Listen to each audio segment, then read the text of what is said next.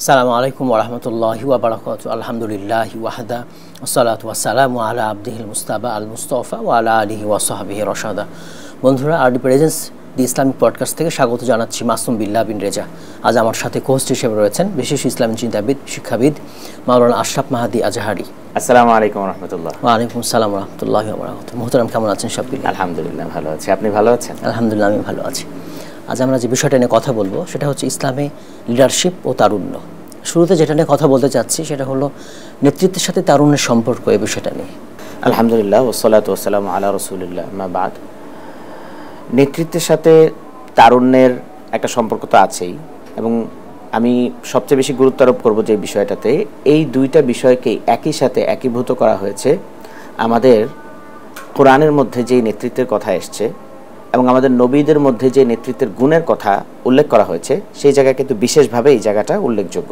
প্রতিদিনের পুষ্টির চাহিদা পূরণে পরিপূর্ণ আস্থায় আরডি UHT মিল্ক, ভালোবাসার বিশুদ্ধতায়। আমি যদি হযরত ইব্রাহিম আলাইহিস সালামের ঘটনা দিয়ে শুরু করি। জি। তিনি যখন তার সমাজের এই অন্ধকারাচ্ছন্ন সমাজের বিরুদ্ধে কথা বললেন, সর্বপ্রথম যখন ভয়েস রেইজ করলেন, তখন কিন্তু তিনি একজন যুবক ছিলেন, খুবই অল্প বয়সী একজন যুবক ছিলেন। এবং সর্বপ্রথম তিনি প্রশ্নটা করলেন তার বাবা এবং তার গোত্রপতিদের কাছে, যারা এই ব্যবস্থাটাকে চালু রেখেছিল সমাজের মধ্যে। তিনি প্রশ্ন করলেন, ইযকাল আবিহি ওয়া কওমিহি মা হাযিহি তামাসিলুল্লাতী আনতুম লাহা আকিফুন, what are this idols that you are too devoted to? এই মূর্তিরা কিসের মূর্তি যাদের জন্য তোমরা এত বেশি ডিভোটেড? কেন তোমরা এদের কাছে এত বেশি লয়াল থাকো? কেন এত আত্মসমর্পণ করো? কি দেখেছো তোমরা এর মধ্যে? তিনি প্রশ্নের পর প্রশ্ন করে গেছেন, তারা উত্তর দিতে পারেনি। তো একবার আমরা জানি প্রসিদ্ধ ঘটনা, এবং কোরআনেও এসছে, ফাজআলাহুম জুজাজান ইল্লা কাবীরাল্লাহুম লাআল্লাহুম ইলাইহি ইয়ারজিউন। হযরত ইব্রাহিম আলাইহিস সালাম হি স্ম্যাশড দ্য আইডলস, সকল মূর্তিকে তিনি ভেঙে ফেললেন। একবার যখন সবাই মেলায় গেল, অন্য একটা কাজে, অন্য একটা অনুষ্ঠানে গেল, সমাজের একটা অনুষ্ঠানে সামাজিক, তখন তিনি সবগুলো মূর্তিকে ভেঙে ফেললেন, এবং খুব বুদ্ধিমত্তার সাথে ইল্লা কাবীরাল্লাহুম, সবচেয়ে বড় যে মূর্তিটা সেটাকে তিনি ভাঙলেন না লাআল্লাহুম ইয়ারজিউন, যাতে তারা এসে সেই মূর্তিটাকে জিজ্ঞেস করতে পারে। স্বভাবতই যেটা ঘটলো, সবাই আসলো, ফিরে আসলো, দেখলো যে একটা ম্যাসাকার ঘটে গেছে। কি হলো? ইব্রাহিম আলাইহিস সালামকে জিজ্ঞেস করা হলো। ইব্রাহিম আলাইহিস সালাম বললেন, ক্বালা বাল ফাআলা কাবীরুহুম হাযা ফাসআলুহুম ইন কানু ইয়ানতিকুন। তোমরা তো বিশ্বাস করছো যে তারা তোমাদেরকে সবকিছু দেয়, তারাই তোমাদের প্রভু, তারাই তোমাদেরকে যাবতীয় যা কিছু তোমাদের প্রয়োজন হয় সব প্রয়োজন মেটায়, তাহলে তাদেরকে জিজ্ঞেস করো। সবচেয়ে বড় যে মূর্তিটা আছে সে তো অক্ষত অবস্থায় আছে, তাকে জিজ্ঞেস করো, সে যদি কথা বলতে পারে। কাবীরুহুম হাযা ফাসআলুহুম ইন কানু ইয়ানতিকুন। তো এই দাওয়াতের জার্নিটা, হযরত ইব্রাহিম আলাইহিস সালামের এই যুবক বয়সের এই জার্নিটা খুব সহজ ছিল না। এবং যখন তিনি সমাজের বিরুদ্ধে দাঁড়িয়ে গেলেন, ব্যবস্থার বিরুদ্ধে দাঁড়িয়ে গেলেন, তখন কিন্তু হযরত ইব্রাহিম আলাইহিস সালামকে আগুনে নিক্ষেপ করার মতো কঠিন সিদ্ধান্ত আসলো। কিন্তু আল্লাহ তাআলার পক্ষ থেকে সিদ্ধান্ত ছিল ভিন্ন কিছু। আমরা জানি যখন আগুনে তাকে নিক্ষেপ করা হয়, কুলনা ইয়া নারু কুনি বারদান ওয়া সালামান আলা ইব্রাহিম, আল্লাহ তাআলা আগুনকে বললেন, ইয়া নার কুনি বারদান, হে আগুন তুমি ঠান্ডা হয়ে যাও, ওয়া সালামান আলা ইব্রাহিম, এবং ইব্রাহিমের উপরে শান্তিদায়ক হয়ে যাও। এই ঘটনা থেকে আমাদের জন্য দুটো শিক্ষা। এক হচ্ছে যে নেতৃত্বের যে চ্যালেঞ্জটা নিতে হয় সেটা যুবক বয়সে নিতে হয়, তরুণদেরকে নিতে হয়, এবং আমাদের বর্তমান বাংলাদেশে আমরা যে পরিবর্তনটা দেখছি সেই পরিবর্তনটা কিন্তু তরুণদের হাত ধরেই এসেছে। এবং পাশাপাশি আরও যতগুলো তরুণদের ঘটনা কোরআনে আল্লাহ তাআলা বলেছেন, সবগুলোই কিন্তু এরকম চ্যালেঞ্জিং ঘটনা ছিল, এবং আল্লাহ তাআলা সবগুলো ঘটনাকে খুব অ্যাপ্রিসিয়েট করেছেন। দ্বিতীয়ত আমি বলবো আসহাবে কাহফের ঘটনা, যাদেরকে নিয়ে আল্লাহ তাআলা একটি সূরা নাজিল করেছেন, সূরাতুল কাহফ। এবং এখানকার যুবকরা তাদের সমাজের বিরুদ্ধে, সমাজ ব্যবস্থার বিরুদ্ধে দাঁড়িয়েছিল বিধায় তারা এখনো আমাদের জন্য দৃষ্টান্ত হয়ে আছে। তেমনি ভাবে আমাদের রাসূলের জীবনেও অনেক সাহাবী আল্লাহ রাসূল তৈরি করে গেছেন, যারা তাদের সমাজের আইয়ামে জাহেলিয়াতের বিরুদ্ধে দাঁড়িয়েছে। যায়েদ ইবনে আমরের কথা বলি, এমন অনেক মুআওয়াজের কথা বলি, যারা আবু জেহেলকে হত্যা করেছে। এমন অনেক সাহাবী, যুবক সাহাবী, যারা এত ভালো, এত সৎকর্মপরায়ণ ছিলেন যে দুনিয়াতে থাকা অবস্থায় তারা জান্নাতের সুসংবাদ পেয়েছেন, এমন অনেক সাহাবী ছিলেন। তাদের মধ্যে কমন দুইটা জিনিস দেখা যায়, এক হচ্ছে তাকওয়াল্লাহ আর একটা হচ্ছে ইবাদাল্লাহ। তারা সবসময় আল্লাহকে ভয় করতেন। নেতৃত্বের জন্য যে বিষয়টা খুবই বেশি গুরুত্বপূর্ণ, আল্লাহকে ভয় করতেন। আপনি যদি একজন নেতা হয়ে আমানতদারিতা রক্ষা করতে না পারেন, তাহলে কিন্তু আপনার নেতৃত্বের আস্থা, মানুষের যে আপনার উপর আস্থা, সেটা থাকবে না। অতএব এই তাকওয়াটা যদি আপনার মধ্যে না থাকে, আপনি কিন্তু আমানত রক্ষা করার ব্যাপারে সচেষ্ট হবেন না। অতএব তাকওয়া, এই বিষয়টা আমরা দেখেছি সকল যুবক সাহাবী, যুবক নবীদের মধ্যে নেতৃত্বের গুণ যাদের মধ্যে ছিল, যে নেতৃত্বের ভার যারা বহন করেছেন, তারা কিন্তু তাকওয়াবান ছিলেন, আল্লাহকে ভয় করেছেন। দ্বিতীয় যে গুণটা আমরা দেখেছি সেটা হচ্ছে ইবাদাল্লাহ ছিলেন। তারা আল্লাহর ইবাদত করতেন, আল্লাহর ওয়ার্শিপ করতেন। একমাত্র ইবাদতটা হতে হবে আল্লাহর, অন্য কারো ইবাদত করা যাবে না। এটা আমি যদি আমার ইসলামের দিক থেকে ধর্মচর্চার ইবাদতের কথা বলি, কালিমা, নামাজ, রোজা, যাকাত, হজের কথা বলি, সেটাও, এবং একইভাবে আমার চিন্তাগত যেই ইন্টেলেকচুয়াল যে ওয়ার্শিপ আছে, সেইখানেও আমি এক আল্লাহ ছাড়া অন্য কাউকে জায়গা দিতে পারবো না। সেটাই হচ্ছে ইবাদাল্লাহ হওয়ার সর্বপ্রথম ক্রাইটেরিয়া। তো এই দুইটা গুণ সকল যুবক নবী এবং যুবক নেতৃবৃন্দ, যারা আমাদের ইসলামের এবং মুসলমানদের জন্য আইডল, যারা আমাদের জন্য আদর্শ, তাদের মধ্যে আমরা এই গুণগুলো দেখতে পেয়েছি। এবং সেই জায়গা থেকেই নেতৃত্ব এবং তারুণ্য দুইটা খুব ওয়েল কানেক্টেড। এবারে যে বিষয়টা নিয়ে কথা বলবো সেটা হচ্ছে, শুধু কি সমাজের এলিটরাই নেতৃত্ব দেবে নাকি অন্যরাও দেবে? আমাদের বর্তমান সমাজ ব্যবস্থায় বা মডার্ন ওয়ার্ল্ডে আমরা যেটা দেখি যে নেতৃত্বটা ঘুরে ফিরে কিছু বুর্জোয়া শ্রেণীর কাছেই, কিছু একটা শ্রেণীর কাছে আবদ্ধ থাকে। এই কনসেপ্টটার মধ্যে সবচেয়ে জোরে যে ব্যবস্থা আঘাত করেছে সেটা হচ্ছে ইসলাম। এবং ইসলামে এই বিষয়টা খুব স্পষ্টভাবে বলা আছে যে তোমরা সবাই হচ্ছ রেসপন্সিবল, কুল্লুকুম রাইন। এটা রাসূলুল্লাহ সাল্লাল্লাহু আলাইহি ওয়াসাল্লামের হাদিস। কুল্লুকুম রাইন, each and every one of you are responsible. তোমরা সবাই হচ্ছ দায়িত্বশীল। ওয়া কুল্লুকুম মাসউলুন আন রাইয়াতিহি, and you will be asked for your responsibility. জি জি, তোমাকে তোমার দায়িত্বের ব্যাপারে জিজ্ঞেস করা হবে। অতএব বোঝা যাচ্ছে যে আমাদের প্রত্যেকের পরিসরে আমরা প্রত্যেকেই নেতা। এটাকে আমি যদি আরেকটু ব্রেকডাউন করি, রাসূলুল্লাহ সাল্লাল্লাহু আলাইহি ওয়াসাল্লামকে আল্লাহ তাআলা সর্বপ্রথম দায়িত্ব দিয়েছিলেন তার পরিবারের নেতা হতে। ওয়া আনজির আশিরাতাকাল আকরাবিন, আপনি আপনার পরিবার পরিজন এবং আপনার নিকটাত্মীয় যারা আছে তাদেরকে ইসলামের ব্যাপারে সতর্ক করুন, তাদেরকে জাহেলিয়াত থেকে সতর্ক করুন, ইসলামের দিকে দাওয়াত দিন। অর্থাৎ দাওয়াতের যে কনসেপ্টটা, এটা কিন্তু নেতা হওয়ার কনসেপ্ট। আমাদের সমাজের ইমামরা যারা আমাদেরকে দাওয়াত দেন, তারা কিন্তু আমাদের নেতা। সেই দিক থেকে নেতৃত্বের যে বিষয়টা শুরু হয় পরিবার থেকে, এই পরিবারের দায়িত্ব নেওয়ার মাধ্যমেই কিন্তু আমাদের নেতৃত্বটা শুরু হয়। এবং আমরা যখন আমাদের পরিসরগুলো বড় হতে থাকে, নেতৃত্বের জায়গাগুলো যখন বড় হতে থাকে, পরিবার থেকে সমাজ, সমাজ থেকে রাষ্ট্র, প্রত্যেকটা জায়গায় যখন আমাদের দায়িত্ব বড় হতে থাকে, আমরা কিন্তু প্রত্যেকটা দায়িত্বের ব্যাপারে জিজ্ঞাসিত হব। জি জি, অবশ্যই। আমার অধীনস্থ যে মানুষগুলো আছে, আমার সুলতা অথবা আমার কন্ট্রোল, আমার গ্রিপ যে মানুষগুলোর উপর আছে, তাদেরকে কি আমি সঠিকভাবে দিক নির্দেশনা দিচ্ছি কিনা, সেই ব্যাপারে আমি জিজ্ঞাসিত হব। অতএব বোঝা যাচ্ছে, আপনার প্রশ্নতে ফিরে আসি, বোঝা যাচ্ছে যে এখানে যদি আমি নেতৃত্বকে একটা শ্রেণীর কাছে আবদ্ধ রাখি, তাহলে প্রত্যেকের মধ্যেই যে নেতা হওয়ার দায়িত্বটা আল্লাহ তাআলা অর্পণ করেছেন, সেই দায়িত্ব থেকে কিন্তু আমরা গাফেল হয়ে যাব। সেই দায়িত্বের ব্যাপারে কিন্তু আমরা সচেতন থাকতে পারবো না। সেই জন্য প্রত্যেকটা মানুষেরই নেতা হওয়ার যে দায়িত্ব, সেটা পালন করতে হয়। একই সাথে এলিট শ্রেণী নেতা হবে কিনা, শুধু বুর্জোয়া শ্রেণীর মধ্যেই নেতৃত্ব আবদ্ধ থাকবে কিনা, নাকি সবার মধ্যেই ছড়িয়ে পড়তে হবে, সেই জায়গাতে ইসলামের সুস্পষ্ট দিক নির্দেশনা হচ্ছে, তোমাদের মধ্যে যদি একজন হাবশি গোলামকেও নেতা বানিয়ে দেয়া হয়, তাহলেও তাকে নেতা মানতে হবে। এটা রাসূলুল্লাহ সাল্লাল্লাহু আলাইহি ওয়াসাল্লামের হাদিস, সহিহ হাদিস। অতএব এই নেতৃত্বের আনুগত্য, যেই নেতা হবে তার আনুগত্য করতে হবে, এটা ইসলাম আমাদের এলিট হোক বা না হোক, সবার মধ্যেই নেতৃত্বের গুণ, যাকেই নেতৃত্বটা আল্লাহর পক্ষ থেকে আসে। নেতৃত্ব যখন যার মধ্যে আসবে, তখন তাকে নেতা হওয়ার জন্য, তাকে নেতা মানার যে আনুগত্য, সেটা আমাদের মধ্যে থাকতে হবে এবং প্রত্যেককেই দায়িত্ব নেয়ার মতো সামর্থ্য এবং যোগ্যতা সম্পন্ন হওয়ার নিজেকে প্রস্তুত করতে হবে সেভাবেই। জি, আহসানতা। এবারে যেটা নিয়ে কথা বলবো সেটা হচ্ছে, যে নেতৃত্বে কিছু গুণাবলী থাকা দরকার এই বিষয়গুলো নিয়ে। নেতৃত্বের গুণাবলীর জায়গায় আমি যদি বলি, আরেকটু প্রেসাইসলি যদি বলি, নেতৃত্বের মধ্যে এক হচ্ছে গুণাবলী, আরেক হচ্ছে বিশেষ কিছু স্কিল সেট। নেতৃত্বের জন্য যে 3টা স্কিল সেটের কথা স্পেসিফিকভাবে কোরআনে বলা হয়েছে, সেই 3টা স্কিল সেট হচ্ছে বিল হিকমা, মাউইজাতুল হাসানা, জাদিলহুম বিল্লাতি হিয়া আহসান। হিকমা, উইজডম, এক নম্বর গুণ, এক নম্বর স্কিল যেটা একজন নেতার খুব বেশি প্রয়োজন, হিকমা, এটা হচ্ছে উইজডম। কোরআনের ভাষায় এটা হচ্ছে হিকমা, প্রজ্ঞা। ওয়াল মাউইজাতুল হাসানা, উত্তম উপদেশ, গুড কন্ডাক্ট আমরা বলতে পারি। জি, ওয়াল মাউইজাতুল হাসানা, কন্ডাক্টটা আপনি আসলে মানুষের সাথে কিভাবে করবেন। আপনি যে একটা মানুষকে কথা বলছেন, আপনি কথা বলছেন, সে একভাবে অ্যাকসেপ্ট করছে, আবার আরেকটা মানুষ কথা বললে সে আরেকভাবে অ্যাকসেপ্ট করে।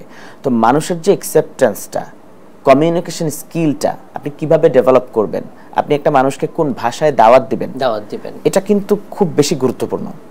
সো ইসলাম একজন নেতার জন্য দ্বিতীয় স্কিল সেটের মধ্যে সেকেন্ড প্রায়োরিটি রাখা হয়েছে ওয়াল মাউইজাতুল হাসানা, গুড কন্ডাক্ট। আপনাকে খুব ভালোভাবে কন্ডাক্ট করতে জানতে হবে, একজন নেতার জন্য এটা খুবই প্রয়োজনীয় একটা গুণ। থার্ড যেটা বলা হয়েছে ওয়াজাদিলহুম বিল্লাতি হি আহসান, গুড ডিবেট। ডিবেট চলে আসতে খুব পারে, ভালো ডিবেটর হতে হবে। আপনি দেখেন ডিবেটররা কিন্তু কখনো মূর্খের সাথে তর্ক করে না, মূর্খের সাথে তর্ক করে না। আপনার একটা মানুষের ভালো ডিবেটররা কি করে, তার ক্লাসের যখন কোনো ডিবেটর থাকে তখন তার সাথে সে যুক্তি তর্ক দিয়ে কথা বলে। আপনি একজন ডিবেটরকে কখনোই দেখবেন না যে সেই একটা সাবজেক্ট নিয়ে, একটা টপিক নিয়ে তারা যখন ডিবেট করবে, ওই টপিকের ব্যাপারে যার কোনো জ্ঞান নাই তার সাথে কিন্তু সে ডিবেট করবে না। সো ডিবেট বলতে শুধু তর্ক না, আমি এটাকে মানে আরেকটু একাডেমিক ভাষায় বিতর্ক বলতে পারি, যে ডিবেটটা সুস্থ বিতর্ক যেটা, সেটা করতে পারতে হবে। কারণ আপনার যে বিশ্বাস, আপনার যে ইন্টেলেকচুয়াল ম্যাচুরিটি, এই জায়গাটায় আঘাত আসবে। আপনার যেই দ্বীনি পরিসর থেকে আপনি একজন মুসলমান হিসেবে আপনার যে ইন্টেলেকচুয়ালিটি নিয়ে আপনি গ্রো আপ করেছেন, সেই ইন্টেলেকচুয়ালিটির মধ্যে অনেক আঘাত আসবে। আপনার যুক্তির মধ্যে অনেক রকম আঘাত আসবে। তো সেই যুক্তিটাকে আপনি আসলে কিভাবে খণ্ডন করবেন সেটা আপনার জানা থাকতে হবে। একজন নেতার এই বিষয়টা, একজন নেতার স্কিল সেটের মধ্যে গুরুত্বপূর্ণ একটা স্কিল, যে তার গুড ডিবেটর হতে হবে। সো ইসলামে আমরা পবিত্র কোরআনের দিকে যদি তাকাই, এই 3টা বিষয়কে, নেতৃত্বের স্কিল সেটের মধ্যে এই 3টা বিষয়কে প্রায়োরিটি দেওয়া হয়েছে। আবার বলি, হিকমা, উইজডম, মাউইজাতুল হাসানা, গুড কন্ডাক্ট, ওয়াজাদিলহুম বিল্লাতি হিয়া আহসান, এবং গুড ডিবেট। এই 3টা বিষয় স্কিল সেট হিসেবে খুব গুরুত্বপূর্ণ একজন নেতার গুণ হিসেবে। এবারে যে বিষয়টা নিয়ে কথা বলছি সেটা হচ্ছে নেতা নির্বাচনের যে মানদণ্ড, এটা কি ধরনের? নেতা নির্বাচনের মানদণ্ডের ক্ষেত্রে কিছু বিষয় খেয়াল রাখা জরুরি। নাম্বার 1, আমিও এখানে কোরআন থেকেই কিছু বিষয় বলবো। আমরা পবিত্র কোরআনের মধ্যে নেতৃত্ব নির্বাচনের ক্ষেত্রে যে সকল ক্রাইটেরিয়া আছে সেগুলো খুব প্রিসাইসলি দেয়া আছে, খুব স্পেসিফিকভাবে দেয়া আছে। আমাদের খুব বেশি দিকে যাওয়ার দরকার নাই। পবিত্র কোরআনের দিকে যদি আমরা তাকাই, আল্লাহ তাআলা একজন নেতা নির্বাচনের ক্ষেত্রে সর্বপ্রথম যে জিনিসটা দেখতে বলেছেন সেটা হচ্ছে সে আমানতদার কিনা, সে আমানতদার কিনা। এবং এই কনসেপ্টটা এসেছে হযরত মূসা আলাইহিস সালামের ঘটনা থেকে। হযরত মূসা আলাইহিস সালামকে যখন কোনো একটা কাজের জন্য হায়ার করা হলো, যখন তিনি নির্বাসনে গেলেন, অন্য একটা দেশে দেশান্তরিত হতে হলো একটা সিচুয়েশনের কারণে তার, তখন হযরত ইব্রাহিম আলাইহিস সালাম, হযরত মূসা আলাইহিস সালাম একটি কাজের জন্য হায়ার করার একটা ইন্টারভিউর বিষয়ে সামনে আসলো। তখন হযরত মূসা আলাইহিস সালামের 2টা বিষয় দেখা হয়েছিল। মানিস্তাজারতাল কবিয়ুল আমিন, এক নাম্বার হচ্ছে কবি, শক্তিশালী, সামর্থ্যবান। 2 নাম্বার হচ্ছে আমিন, আমানতদার। নেতৃত্বের বেলায় সর্বপ্রথম ফার্স্ট প্রায়োরিটি হচ্ছে আমানতদারিতা, তার মধ্যে আমানতদারিতা আছে কিনা। এবং সেকেন্ডলি, যেটা এই আয়াতের মধ্যে এসছে, কবি, সামর্থ্যবান কিনা। আমি এমন কোনো লোককে নেতা বানাচ্ছি কিনা যার আসলে নেতা হওয়ার সামর্থ্যই নেই, সেটা দেখতে হবে। পবিত্র কোরআনের এই আয়াত থেকে এই 2টা বিষয় স্পষ্ট। এবং আরেকটা যে বিষয় আসে সেটা হচ্ছে সবর, ধৈর্য। একজন নেতা হওয়ার জন্য তার প্রচন্ড ধৈর্যশীল হতে হবে। অনেক কর্মীদের থেকে অনেক রকম অভিযোগ আসবে, এবং আমি একটা জিনিস ফুলফিল করছি, একটা মানুষের চাহিদা রিকোয়ারমেন্ট ফুলফিল করার পরেও তার পক্ষ থেকে অনেক রকম অভিযোগ আসতে পারে। সো সেই অভিযোগ শুনে তার অভিযোগকে গুরুত্ব দেয়া এবং সেটা সমাধানের দিকে যাওয়ার জন্য যে ধৈর্য প্রয়োজন, সেই ধৈর্যটা একজন নেতার মধ্যে থাকতে হবে। আরডি নিয়ে এলো আসল ফ্রুট পাল্প দিয়ে তৈরি আরডি ফ্রুট ড্রিঙ্কস, লিচু আর অরেঞ্জের দুটি অসাধারণ ফ্লেভার। হাসান, তা এবারে যেটা নিয়ে একটু কথা বলবো সেটা হচ্ছে তরুণ এবং নেতৃত্বের ব্যাপারে হাদিসে কি ধরনের কথা রয়েছে? আচ্ছা, হাদিসে আমি একটা হাদিস এক্ষেত্রে স্মরণ করতে চাই খুব শ্রদ্ধা সহকারে। সেটা হচ্ছে হাদিসের মধ্যে 7 ধরনের ব্যক্তিকে কিয়ামতের দিন বলা হয়েছে তাদেরকে আরশের ছায়াতলে রাখা হবে। আল্লাহ তাআলা তাদেরকে বিশেষ ছায়া দান করবেন। যখন কিয়ামতের দিন সবাই খুব অস্থির হয়ে ছোটাছুটি করবে, যখন বাবা তার ছেলেকে চিনবে না, এমন একটা সিচুয়েশনের মধ্যে আল্লাহ তাআলা 7 ধরনের ব্যক্তিকে বিশেষ ছায়া দিয়ে রাখবেন। কতটা গুরুত্ব সেটা বোঝা যায়। তার মধ্যে প্রথম ব্যক্তি হচ্ছে ইমাম আদিল, জাস্ট রুলার, ইমাম আদিল, যে ন্যায়পরায়ণ শাসক। তার শাসনের ক্ষেত্রে যেই নেতা তার নেতৃত্বের ক্ষেত্রে, নেতৃত্ব দানের ক্ষেত্রে কারোর সাথে অন্যায় করে না, ইনসাফ করে, সেই হচ্ছে প্রথম প্রায়োরিটি। সেই সবচেয়ে বেশি ছায়া পাবে কিয়ামতের দিন। এবং সেকেন্ড যে ক্যাটাগরিটা আল্লাহ তাআলা বলেছেন, আমি এখানেই নেতৃত্বের সাথে তারুণ্যের একটা যোগসূত্র খুঁজে পাই। সেকেন্ড ক্যাটাগরিটা আল্লাহ তাআলা বলেছেন সেই তরুণ যে তার তারুণ্যকে আল্লাহ তাআলার ইবাদতে ব্যয় করেছে, নাশাফি ইবাদাতিল্লাহ, যেই তরুণ তার তারুণ্যকে আল্লাহর ইবাদতের জন্য ব্যয় করেছে। তো হাদিসের এই বিশেষ গুরুত্ব দ্বারা এটাই বোঝা যায় যে তারুণ্য এবং নেতৃত্ব এই দুইটা বিষয় ইসলামের দৃষ্টিতে খুবই গুরুত্বপূর্ণ। এবং যখন আমরা নেতৃত্বে থাকি এবং যখন আমরা তরুণ বয়সে থাকি, তখন আমাদের উপর বিশেষ দায়িত্ব আল্লাহ তাআলা অর্পণ করেছেন। আমরা সেই দায়িত্ব যাতে পালন করতে পারি, সেই ব্যাপারে আমাদের সচেষ্ট হতে হবে। জি, সুন্দর বলেছেন। আমরা কিছু ঘটনা দেখব এবার তরুণদের ব্যাপারে, তরুণ সাহাবীদের ব্যাপারে। তরুণ সাহাবীদের ব্যাপারে বিশেষভাবে যদি আমি বলি, তরুণদের মধ্যে যে অদম্য স্পৃহা, যে সাহস, যে কারেজ, সেটা অন্য কোনো বয়সের, অন্য কোনো ক্যাটাগরির মানুষের জন্য নিতে পারাটা খুব কঠিন। এবং আমরা আমাদের সাম্প্রতিক ঘটনায় দেখেছি, বাংলাদেশে কিন্তু এই আন্দোলনকে জেনজিদের আন্দোলন বলা হয়। জি, তারা কিন্তু এই আন্দোলনে একটা নিয়ামক শক্তি হিসাবে ছিল, একটা বড় ভূমিকা রেখেছে। আমি যদি ইসলামের সেই যুগে ফিরে যাই 1400 বছর আগে, আমি এরকম কিছু এই বয়সের জেনজিদের বয়সের কিছু মানুষ দেখব যারা তখনকার সময়ে বীর দর্পে সামনে এগিয়ে এসছে। আমি এখানে সবার আগে স্মরণ করব, সবচেয়ে বেশি গুরুত্ব দিব সেই ঘটনাটাকে, যে ঘটনার মধ্যে আমি দেখেছি 2জন তরুণ সাহাবী, একজনের বয়স 13 বছর, একজনের বয়স 14 বছর, মুআজ, মুআওয়াজ। এই 2জন সাহাবী, একদম বয়সে তরুণ 2জন সাহাবী, তারা যুদ্ধের ময়দানে, বদরের যুদ্ধের ময়দানে গিয়ে সবার কাছে জিজ্ঞেস করে করে আবু জেহেলকে খুঁজছে। আবু জেহেল কোথায়? তো সবাই অবাক, কি ব্যাপার, এত ছোট ছেলে আবু জেহেলকে কেন খোঁজে? তখন তারা উত্তর দেয় যে এই আবু জেহেল আমার নবীকে কষ্ট দিয়েছে, আমরা এই আবু জেহেলকে হত্যা করব। এবং আল্লাহ তাআলার কি কারিশমা, আল্লাহ তাদেরকে এই তৌফিক দিলেন, এই তরুণ 2জন যোদ্ধা, তাদের হাতেই কিন্তু আবু জেহেলের মৃত্যুটা হয়। তারাই আবু জেহেলকে হত্যা করে। অতএব যোদ্ধা হিসাবে, সম্মুখ সমরের যোদ্ধা হিসাবে, আমরা কিন্তু সিরাতের মধ্যে রাসূলের জীবনী দেখলেও যুদ্ধ জীবন যেটা, সেখানেও কিন্তু আমরা দেখি যে সাহাবীরা, তরুণ সাহাবীরা অগ্রগামী ছিল। এবং আমি আরেকজন সাহাবীর কথা বলি, সাদ ইবনে আবি ওয়াক্কাস, যার বয়স ছিল মাত্র 17 বছর।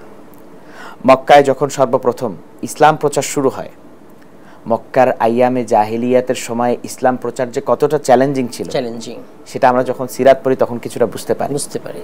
মক্কার সেই কাফের সর্দাররা, তারা মুসলমানদেরকে কতটা নির্যাতন নিপীড়নের মধ্যে নিয়ে গিয়েছিল এই শুধুমাত্র ইসলাম ধর্ম গ্রহণ করার কারণে, সেই ঘটনা আমরা জানি। সেই সময়ে সেই প্রতিকূল পরিস্থিতির মধ্যেও কিন্তু সাদ ইবনে আবি ওয়াক্কাস সর্বপ্রথম যারা ইসলাম গ্রহণ করেছে তাদের মধ্যে একজন ছিলেন।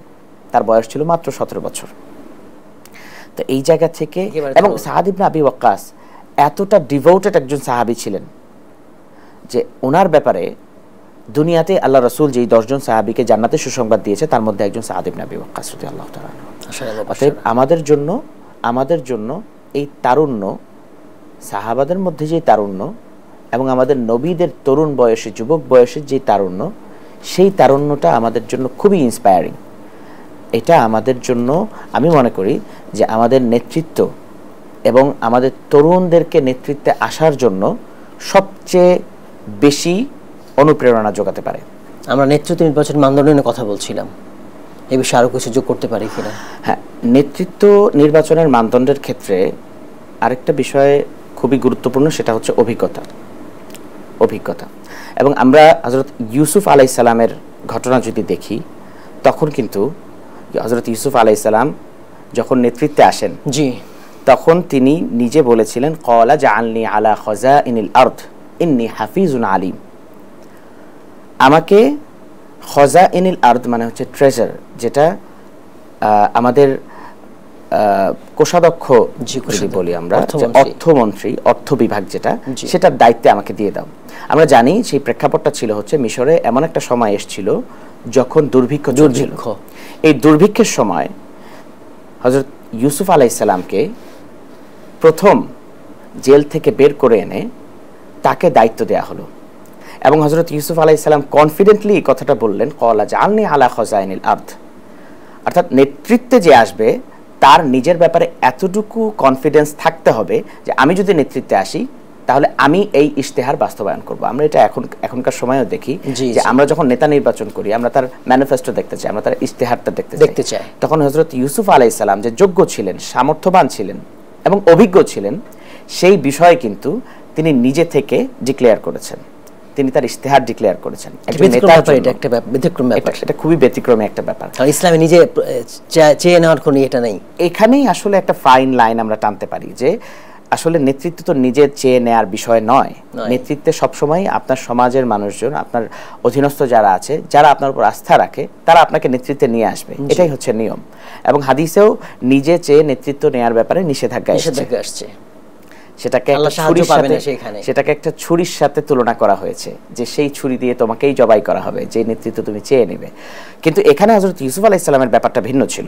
হযরত ইউসুফ আলাইহিস সালামের বিষয় থেকে শিক্ষা হচ্ছে যে একজন নেতা যদি সে নেতা হতে চায়, তাহলে সে যে যোগ্য, সেই যোগ্যতার প্রমাণ, সেই অভিজ্ঞতার প্রমাণ তার বক্তব্যে থাকতে হবে। তার ম্যানিফেস্টো, তার নেতৃত্ব গ্রহণের যে ম্যানিফেস্টো, এই ম্যানিফেস্টো তার নিজের পক্ষ থেকে ডিক্লেয়ার করতে হবে। এই ডিক্লারেশনটাই আমরা হযরত ইউসুফ আলাইহিস সালামের বক্তব্যে পাই, ক্বালা জাআলনি আলা খাযাইনিল আরদ, আমাকে কোষাধ্যক্ষ হিসেবে অর্থ মন্ত্রণালয়ের দায়িত্ব দিয়ে দিন। আপনারা যে দুর্ভিক্ষের সময় পার করছেন, আমি এই দুর্ভিক্ষ থেকে আপনাদেরকে উত্তরণ ঘটাবো। তো এই দুর্ভিক্ষের মধ্যে যে বিষয়ে পারদর্শী সেটা সে বলতে পারে যে আমি এটা ভালো করতে পারবো।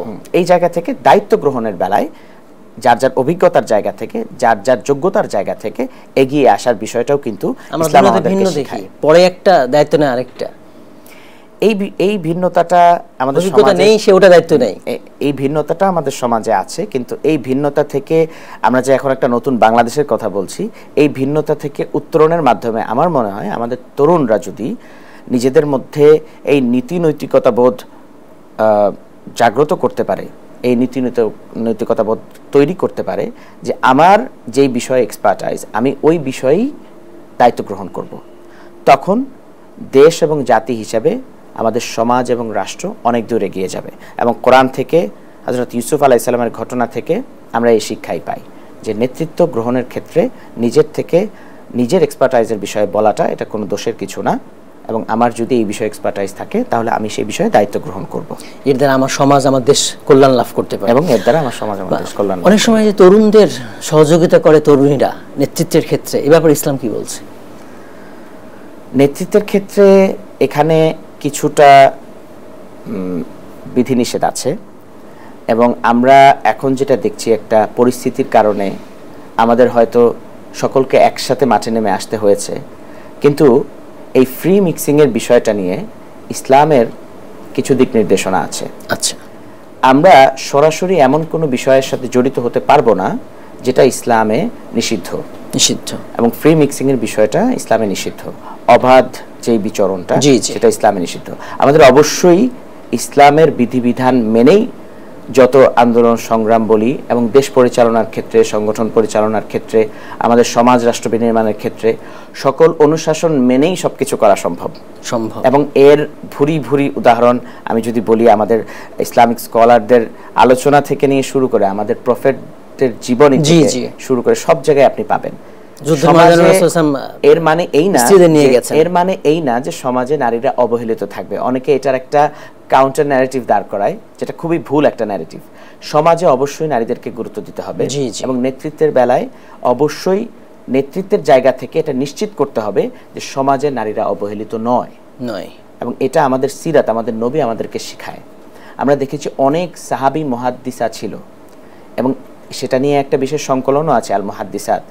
যত মহিলা স্কলাররা ছিল তাদের নিয়ে একটি সংকলন, আল মুহাদ্দিসাত। আয়েশা রাদিয়াল্লাহু আনহা তো একজন মুহাদ্দিসা, আয়েশা রাদিয়াল্লাহু তাআলা আনহা একজন মুহাদ্দিসা ছিলেন, উম্মে সালামা রাদিয়াল্লাহু আনহা ফকিহা, এরকম অনেক মুহাদ্দিসা ছিলেন। অতএব জ্ঞানের ক্ষেত্রে, নলেজের ক্ষেত্র থেকে নিয়ে শুরু করে সকল ক্ষেত্রেই আমরা ইসলামের অনুশাসন মেনেই নারীদের তাদের হিস্সা বুঝিয়ে দিতে পারবো। হ্যাঁ, তাদের হিস্সা বুঝিয়ে দেওয়াটা সম্ভব। মহোদয়, আমরা শেষ দিকে চলে আসছি। তরুণদের ব্যাপারে যদি আপনি কিছু বলতেন, নেতৃত্বের বিষয়ে খুবই সংক্ষেপে। তরুণদের বিষয়ে যে আলোচনা আজকে হলো, এর মধ্যে আমি খুব সুনির্দিষ্টভাবে একটা বিষয়ে গুরুত্ব আরোপ করতে চাই। সেটা হচ্ছে যে নেতৃত্ব গ্রহণ এবং নিজের তারুণ্যকে দেশ ও জাতির কল্যাণে ব্যয় করা, এই দুইটা যদি আমরা ঠিকঠাকভাবে পালন করতে চাই, তাহলে আমাদের ইসলাম, আমাদের কোরআন আমাদেরকে সঠিক দিক নির্দেশনা দেয়। অতএব এখানে যদি আমরা একটা সমন্বয় করতে পারি, আমাদের ধর্মীয় অনুশাসন মেনে, আমাদের যেই মুসলিম জাতিসত্তাকে ধারণ করে আমরা বাংলাদেশে সমাজে বসবাস করছি, সেই মুসলিম জাতিসত্তাকে ধারণ করে আমরা যদি আমাদের নেতৃত্ব নির্বাচন এবং আমাদের তারুণ্যকে রাষ্ট্রের কল্যাণে, সমাজের কল্যাণে ব্যয় করার ক্ষেত্রে সেটাকে কাজে লাগাতে পারি, তাহলে আমি মনে করি যে আমাদের এই সমাজ এবং রাষ্ট্র খুব সুন্দর একটি সমাজ এবং রাষ্ট্র আমাদের তরুণরা, আমাদের তরুণ নেতৃত্ব উপহার দিতে পারবে। আমিন আমিন, আল্লাহ কবুল করুন। আপনাকে অনেক ধন্যবাদ, আপনি মূল্যবান সময় দিয়েছেন আমাদের। জাযাকুমুল্লাহ খাইর। বন্ধুরা, আপনারা এতক্ষণ দেখছিলেন আরডি প্রেজেন্স দি ইসলামিক পডকাস্ট। আজ আমরা কথা বলছিলাম ইসলামী লিডারশিপ, তারুণ্য নিয়ে। ইসলাম নেতৃত্ব, আদর্শ নেতৃত্ব গঠনের জন্য অনেকগুলো দিক নির্দেশনা দিয়েছে। মোহতারাম সুন্দর আলোচনা করেছেন। তরুণদের উচিত হচ্ছে ইসলামের দিক নির্দেশনাগুলো গ্রহণ করা সকল ক্ষেত্রে। আল্লাহ তাআলা তৌফিক দান করুন। আমিন। আসসালামু আলাইকুম ওয়া রাহমাতুল্লাহি ওয়া বারাকাতুহু। প্রতিদিনের পুষ্টির চাহিদা পূরণে পরিপূর্ণ আস্থায় আরডি UHT মিল্ক, ভালোবাসার বিশুদ্ধতায়।